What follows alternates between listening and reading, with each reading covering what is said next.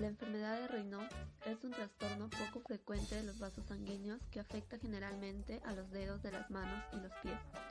Esta enfermedad provoca un estrechamiento de los vasos sanguíneos cuando la persona siente frío o estrés. Existen dos tipos de la enfermedad, primaria y secundaria. No se conoce la causa de la enfermedad de Raynaud primaria. El fenómeno de Raynaud secundario, sin embargo, es causado por lesiones, otras enfermedades o ciertas medicinas. Mecanismos de acción.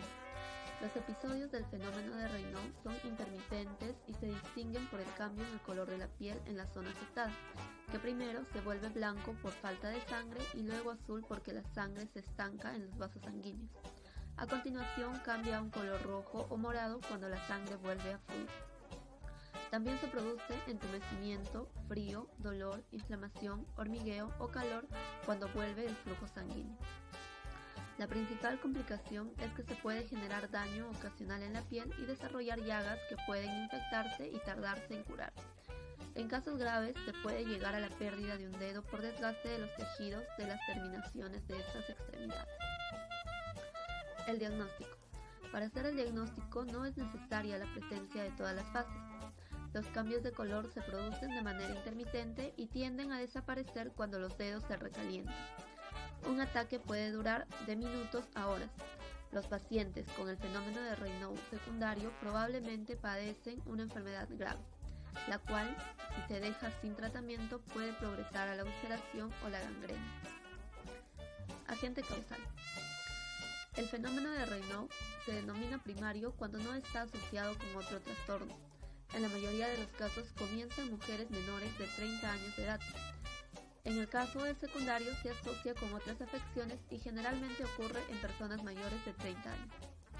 Las causas comunes del fenómeno secundario son enfermedades de las arterias, fármacos que causan estrechamiento de las arterias, artritis y afecciones autoinmunitarias, ciertos trastornos sanguíneos, lesión repetitiva o por uso, como por ejemplo el uso excesivo de herramientas manuales o máquinas vibradoras, tabaquismo, quemaduras por frío, síndrome de la abertura torácica superior y desarrollo de actividades repetitivas como escribir continuamente en un ordenador, tocar piano de manera muy frecuente o también en el caso de tener trabajos que implica el uso continuo de herramientas manuales.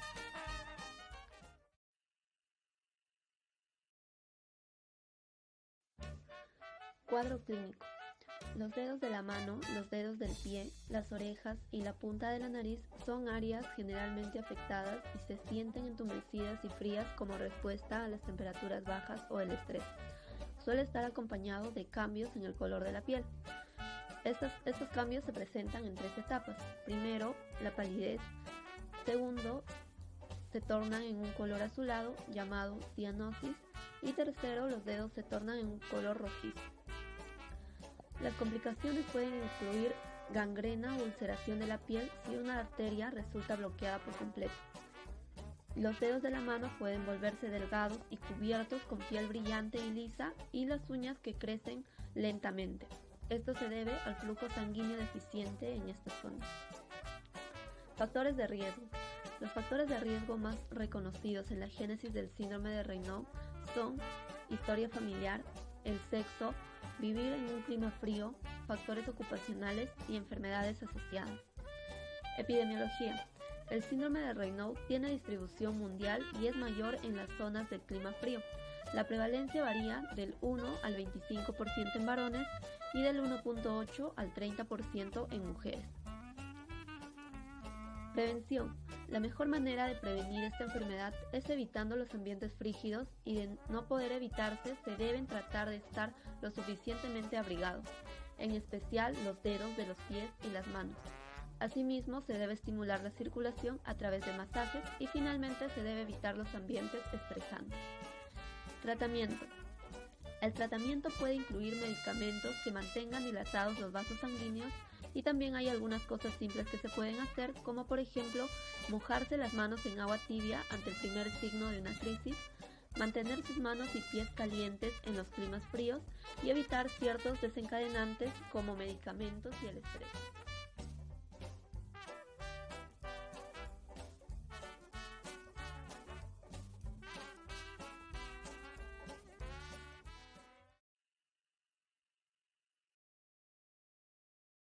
Ahora vamos a hablar sobre la tuberculosis. Entonces, hablemos sobre infección de tuberculosis latente y enfermedad de tuberculosis.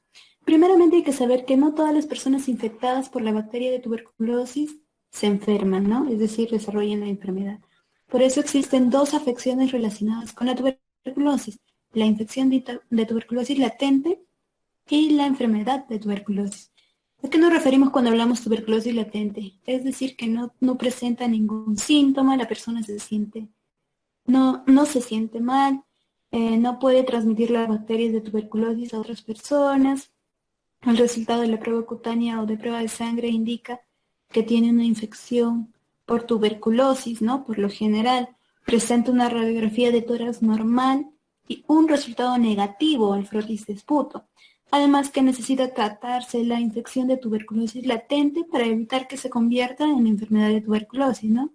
Pero cuando hablamos de enfermedad de tuberculosis es cuando esta ya se desarrolla, ¿no?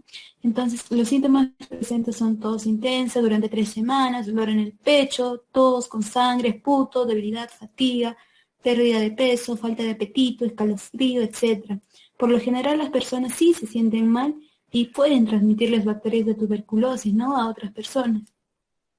Como sabemos, el resultado de la prueba cutánea o de la prueba de sangre indica que la persona tiene la infección por tuberculosis, además que la radiografía de tórax es anormal o un resultado positivo en el Frotix o en el cultivo de esputo, ¿no?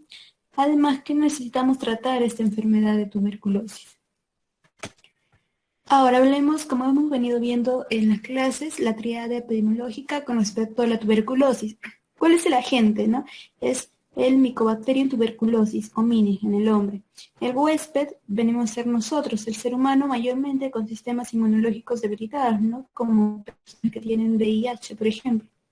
En el medio ambiente vamos a considerar las personas que viven en hacinamientos, donde no hay lugares de higiene, escasez de agua, ¿no?, de saneamiento, como lo hemos estado viendo, ¿no?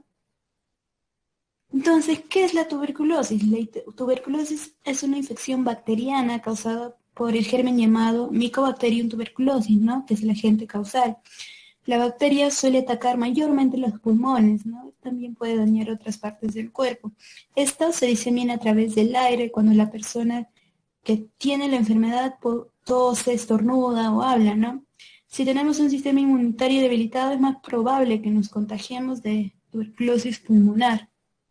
La agente causal, como lo venimos mencionando, es el Mycobacterium tuberculosis y mayormente afecta a los pulmones. ¿Es curable y prevenible? Sí, ¿no? Pero también puede llegar a la muerte. Entonces, aquí podemos ver en la imagen cómo es el desarrollo, ¿no?, de esta enfermedad, o de una persona que tiene la enfermedad, ¿no?, que de tuberculosis, y cómo se da el paso para que se genere, se desarrolle esta enfermedad. Las clases de tuberculosis. Las clases de tuberculosis, tenemos 3 clases de tuberculosis, ¿no? La pulmonar, la extrapulmonar y la miliar. La pulmonar, como les dije, es más frecuente en el pulmón, podemos ver en la imagen derecha, ¿no? La extrapulmonar es cuando esta bacteria puede, ¿no?, permanecer en el pulmón o migra por la sangre a otros órganos, ¿no? Como en la imagen de la izquierda podemos ver el corazón, páncreas, cerebro, los ganglios linfáticos, ¿no? Y miliar es la diseminación de este bacilo y puede afectar por lo menos 2 órganos diferentes, y mayormente es frecuente en niños o adultos desnutridos, ¿no? Los síntomas, como ya dijimos, la tuberculosis puede ser mortal. ¿Y cuáles son los síntomas? Tos severas durante 3 semanas o más, ¿no? Bajar de peso, toser, escupir sangre con mucosidad, debilidad, fatiga, fiebre, escalofríos, sudores nocturnos, ¿no? El diagnóstico de la tuberculosis mayormente se da en la baciloscopía directa, que es la muestra de esputo, como le venimos viendo. En este cuadrito podemos observar, ¿no?, los resultados de un examen microscópico y el informe, ¿no? En este caso podemos ver que si es más VAR promedio por campo en 20 campos observados da un positivo, ¿no? Y ya podemos establecer estas diferencias. A continuación hablaremos sobre los factores de riesgo. Cabe mencionar que algunas personas presentan enfermedad de tuberculosis poco después de contraer la infección. Otras se pueden enfermar años después, cuando su sistema inmunitario se debilita por otra razón. Aproximadamente del 5 al 10% de las personas infectadas que no reciben tratamiento para la infección de tuberculosis latente, lo que nuestra compañera hablaba de tuberculosis pasiva, presentará la enfermedad en algún momento de su vida. Generalmente las que tienen la infección por el VIH. Bueno, las personas con alto riesgo de tener la enfermedad de tuberculosis pertenecen a estas dos categorías. Personas que han sido infectadas recientemente por las bacterias de la tuberculosis y las personas con afecciones que debilitan el sistema inmunitario. Cuando hablamos del primer grupo, incluimos a las siguientes personas. En contactos cercanos de una persona con enfermedad de tuberculosis infecciosa, personas que han inmigrado desde regiones del mundo con altas tasas de tuberculosis, grupos con altas tasas de transmisión de tuberculosis, tales como los que viven en la calle, usuarios de drogas inyectables y personas con infección por el VIH, o quienes trabajan o residen con personas que tienen alto riesgo de contraer tuberculosis en establecimientos o instituciones como hospitales, albergues, asilos de ancianos, centros correccionales y residenciales para personas con VIH. En el grupo de las personas con afecciones que debilitan el sistema inmunitario, especialmente hablamos de los que tienen las siguientes enfermedades: silicosis, diabetes mellitus, infección por el VIH, bajo peso corporal también, o un tema de trasplante de órganos, cáncer de cabeza y cuello, tratamientos médicos como corticosteroides, entre otros. El tema de enfermedad profesional, según la RM 480 del 2010 MINSA, habla que este es una propia enfermedad del personal sanitario y auxiliar de instituciones cerradas. Por último, hablaremos sobre las medidas de prevención frente a la TB. Bueno, según la Dirección de Prevención y Control de Tuberculosis, el cual es el órgano técnico normativo dependiente de la Dirección General de Intervenciones Estratégicas en Salud Pública, responsable de establecer la doctrina, normas y procedimientos para el control de la tuberculosis en el Perú, garantizando también la detección, diagnóstico, tratamiento gratuito. Asimismo, supervisa a todos los afectados con tuberculosis con criterios de eficiencia y efectividad. Bueno, según lo que manda como medidas de prevención es la aplicación de la vacuna BCG al recién nacido, diagnóstico precoz y tratamiento oportuno de las personas con tuberculosis, administrando pastillas de prevención a los menores de 19 años que se encuentren en contacto con una persona enferma de tuberculosis. También el paciente debe de cubrirse la boca con un pañuelo al toser y estornudar y botar la flema en un papel para desecharlo de manera inmediata. No escupir en el suelo, asegurarse que exista buena ventilación y aire fresco tanto en la vivienda como en el lugar de trabajo, consumir una alimentación balanceada y respetar sus horarios.